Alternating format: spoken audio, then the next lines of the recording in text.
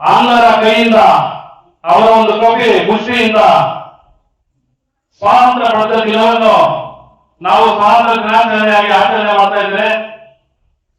ವ್ಯಾಪಾರಕ್ಕಾಗಿ ಬಂದಂತ ಇಂಗ್ಲಿಷ್ನವರು ಇಡೀ ನಮ್ಮ ಭಾರತ ದೇಶವನ್ನ ಆಕ್ರಮಿಸಿಕೊಂಡು ಅವರ ಒಂದು ಆಡಳಿತವನ್ನ ನಮ್ಮ ದೇಶದ ಮೇಲೆ ಏರಿ ನಮ್ಮ ದೇಶದ ಸಾರ್ವಜನಿಕರ ಮೇಲೆ ದಬ್ಬಾಳಿಕೆ ನಡೆಸಿ ಗುಲಾಮರನ್ನಾಗಿ ಮಾಡಿಕೊಂಡಿದ್ರು. ಆ ವ್ಯಾಪಾರದ ಹೆಸರಿನಲ್ಲಿ ಬಂದಂತ ಆಂಗ್ಲರು ಅವರ ಒಂದು ಕಾನೂನನ್ನ ನಮ್ಮ ಭಾರತದ ದೇಶದ ಪ್ರತಿಯೊಬ್ಬ ಪ್ರಜೆಯ ಮೇಲೆಯನ್ನು ಹೊರಿಸಿ ಅವರು ಯಾವ ರೀತಿಯ ದಬ್ಬಾಳಿಕೆ ನಡೆಸುತ್ತಿದ್ದಾರೆ ಅಂದ್ರೆ ಬಹುಶಃ ಅವ್ರ ರೀತಿಯಿಂದ ನಾವೆಲ್ಲ ಈ ರೀತಿ ಕೂತ್ಕೊಂಡು ಈ ಒಂದು ಸಮಾರಂಭವನ್ನು ಕೂಡ ಮಾಡಕ್ಕೆ ಅವಕಾಶ ನೀಡ್ತಾ ಇರಲಿಲ್ಲ. ಅಂತ ಒಂದು ಸಂದರ್ಭದಲ್ಲಿ ಅನೇಕ ಮಹನೀಯರು ತಮ್ಮ ಪ್ರಾಣ ಬಲಿದಾನಗಳಿಂದ ರಾತ್ರಿ ಹಗಲನ್ನದೇ ಜೈಲಿನ ವಾಸವನ್ನು ಅನುಭವಿಸಿ ಇಡೀ ಭಾರತ ದೇಶಕ್ಕೆ ಸ್ವಾತಂತ್ರ್ಯ ಪಡೆಯಲು ಸುಮಾರು 300 ವರ್ಷಗಳ ಅವರು ನಮ್ಮನ್ನು ಆಳ್ವಿಕೆ ಮಾಡಿದ್ರು. ಅಂತವರನ್ನು ಓಡಿಸೋದಕ್ಕೆ ಪ್ರಮುಖ ಪಾತ್ರ ವಹಿಸಿದಂತವರಲ್ಲಿ ಮಹಾತ್ಮ ಗಾಂಧೀಜಿಯವರು, ಸುಭಾಷ್ ಚಂದ್ರ ಬೋಸ್ ಅವರು, ಸರ್ದಾರ್ ವಲ್ಲಭಾಯ್ ಪಟೇಲ್ ಅವರು, ಇವರ ಜೊತೆಯಲ್ಲಿ ಈ ನಮ್ಮ ಭಾರತ ದೇಶಕ್ಕೆ ಪ್ರತಿಯೊಬ್ಬ ಪ್ರಜೆ ಯಾವ ರೀತಿ ಸಮಾನವಾಗಿ ಬದುಕಬೇಕು ಅಂತೇಳಿ ಸಂವಿಧಾನವನ್ನ ರಚಿಸಿಕೊಟ್ಟಂತ ಡಾಕ್ಟರ್ BR ಅಂಬೇಡ್ಕರ್ ಅವರನ್ನ ನಾವು ಇವತ್ತು ನೆನೆಯಲೇಬೇಕಾಗುತ್ತೆ.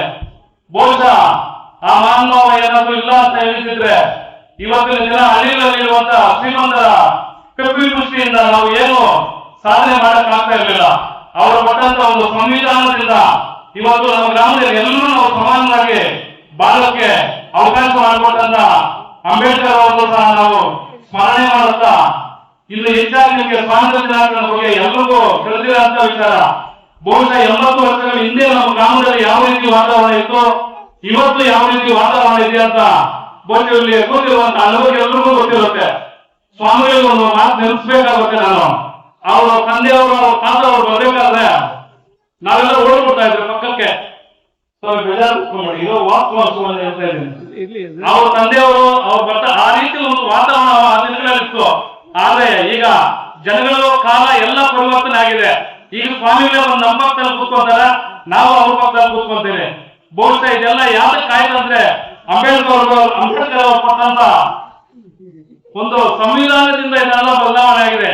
ಇನ್ನೂ ಹಲವಾರು ಒಂದು ಕಟ್ಟು ಪದ್ಧತಿಗಳು ಗ್ರಾಮಗಳಲ್ಲಿದ್ದಾವೆ.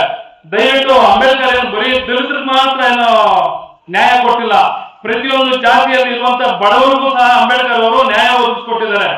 ಕೆಲವರು ತಮ್ಮ ರಾಜಕೀಯ ಬೇಳೆಗೋಸ್ಕರ ಏನೇನೋ ಹೇಳ್ಕೊಡ್ತಾರೆ, ಜನ ಕೇಳಿಸ್ಕೋಬಾರ್ದು. ಅದನ್ನ ಪ್ರಪಂಚ ಎಷ್ಟು ಮುಂದುವರಿತಾ ಇದೆ ಅಂತ ನಾವು ತಿಳ್ಕೊಂಡು ಇಷ್ಟೊಂದು ನಾನು ಸ್ವಾತಂತ್ರ್ಯದ ಬಗ್ಗೆ ತಿಳಿಸಿ ಇನ್ನು ನಮ್ಮ ಗ್ರಾಮದ ಶಾಲೆ ಬಗ್ಗೆ ನಾನು ಹೇಳ್ಬೇಕಂದ್ರೆ ಏನು ಜೋಡಿಸುಗಳ ತರ ಕೆಲಸ ಮಾಡ್ತಾ ಇರ್ತಕ್ಕಂಥ ನಮ್ಮ ಮುಖ್ಯೋಪಾಧ್ಯಾಯರಾದ ಶಿವರಾಜ್ ಸರ್ ಅವರು ಮತ್ತು ಅವರ ಜೊತೆಯಲ್ಲಿ ಕೆಲಸ ಮಾಡ್ತಾ ಇರ್ತಕ್ಕಂಥ ವೆಂಕಟೇಶ್ ಸರ್ ಅವರು ಯಾವ ರೀತಿ ಒಂದು ಶಿಕ್ಷಣವನ್ನು ಕೊಡ್ತಾ ಇದ್ದಾರೆ ಅಂದ್ರೆ ಅವರು ಆ ರೀತಿ ಶಿಕ್ಷಣ ಕೊಡೋದಕ್ಕೆ ಮೂಲ ಕಾರಣ ನಮ್ಮ ಗ್ರಾಮದ ನೀವೆಲ್ಲರೂ ಇಲ್ಲಿ ಕೂತಿರುವಂತ ತಾಯಂದಿರು ಮತ್ತು ನಮ್ಮ ಗ್ರಾಮದ ಪ್ರತಿಯೊಬ್ಬ ಪ್ರಜೆ ಅಂತ ಹೇಳಿ ನಾನು ಈ ಸಮಯದಲ್ಲಿ ತಮ್ಮನ್ನ ಸ್ಮರಣೆ ಮಾಡೋದ್ರ ಮುಖಾಂತರ ಯಾಕೆ ಮಾತಾಡ್ತಾ ಇದ್ದೀನಿ ಅಂದ್ರೆ ನಮ್ಮ ಗ್ರಾಮದಲ್ಲಿ 13-14 ಜನಕ್ಕೆ ಬಂದಿದ್ದಂತ ಶಾಲೆ ಮುಚ್ಚಾಲೆ ಬಂದಿತ್ತು.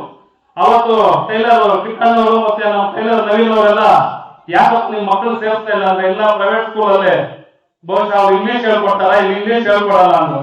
ಶಿವರಾಜ್ ಸರ್ ವೆಂಕಟೇಶ್ ಸರ್ ಎಲ್ಲ ಮಾಡ್ತಾ ಇದ್ರು.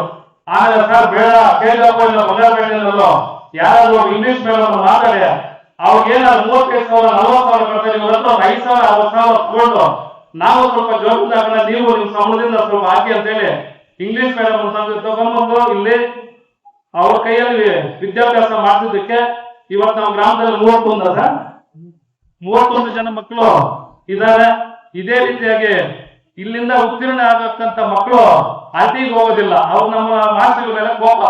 ಏನಕ್ಕಂದ್ರೆ ಇಲ್ಲಿ ವಿದ್ಯಾಭ್ಯಾಸ ಮಾಡಿದಂತ ಪ್ರತಿಯೊಂದು ಮಗುನು ಮುರಾರ್ಜಿ ದೇಸಾಯಿ ಅಥವಾ ನವೋದಯ ಶಾಲೆಯಲ್ಲಿ ಸೀಟ್ ಕೊಡುವುದರ ಮುಖಾಂತರ ಮಲಂದಲ್ಲಿ ಕೀರ್ತಿಯನ್ನ ಇಡೀ ನಾನು ಚಾಲೆಂಜ್ ಮಾಡ್ಕೊಳ್ತೀನಿ. ಇಡೀ ತಾಲೂಕಲ್ಲಿ ಈ ತರ ಶಾಲೆಯನ್ನ ಮೊನ್ನೆ BE ಅವರೇ ಬಂದು ಪ್ರಶಂಸೆಯನ್ನು ಕೊಟ್ಟು ಏನ್ ಸರಿ ಸ್ಕೂಲ್ ಇಷ್ಟು ಡೆವಲಪ್ಮೆಂಟ್ ಆಗಿದೆ ಅಂತೇಳಿ ಮಾಸ್ಟರ್ಗಳಿಗೆ ಪ್ರಶಂಸೆಯನ್ನು ಕೊಟ್ಟಿದ್ದಾರೆ. ಅವರು ಸರ್ ನಮ್ದೇನಿಲ್ಲ, ಈ ಗ್ರಾಮದ ಪ್ರತಿಯೊಬ್ಬ ಪ್ರಜೆಯದು ಪ್ರತಿಯೊಬ್ಬರದ್ದು ಕೊಡುಗೆ ಇದೆ ಅಂತೇಳಿ ಅವರು ಬಿಇಒಗೆ ಸಂಪೂರ್ಣ ಮಾಹಿತಿ, ನಮ್ಮ ಗ್ರಾಮದ ಸಂಪೂರ್ಣ ಮಾಹಿತಿಯನ್ನು ಕೊಟ್ಟಿದ್ದಾರೆ.